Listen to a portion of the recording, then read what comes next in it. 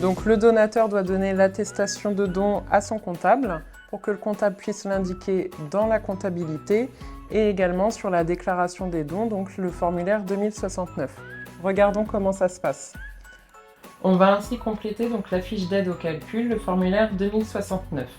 Ici, pour notre exemple, on va prendre un chiffre d'affaires de 100 000 € pour permettre le calcul de notre plafonnement. Pour rappel, le plafond est limité à 0,5% du chiffre d'affaires ou 20 000 €. Ici, dans notre exemple, le plafond correspond donc à 500 €. On prend également un exemple d'un don versé de 1 000 €. Les 1 000 € étant supérieurs à 500 €, on va donc privilégier le plafond de 20 000 €.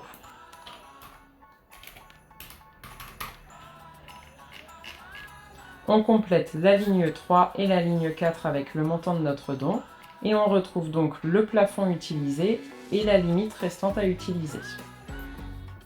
Sur la page suivante, on vient compléter la ligne 16 et la ligne 19 pour le montant du don réalisé.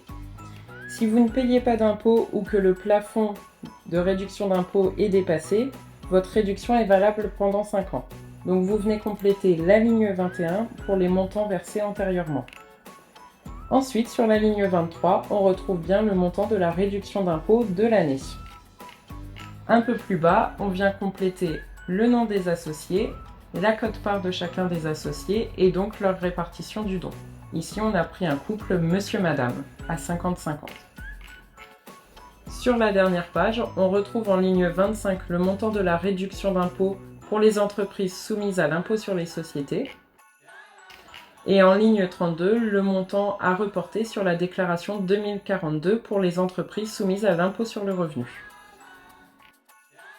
Au niveau de la déclaration de revenus, on vient compléter la case 7US qui correspond donc aux réductions mécénat pour pouvoir indiquer donc directement le montant de la réduction, c'est-à-dire le montant ici des 600 € qu'on a indiqué dans le formulaire précédent.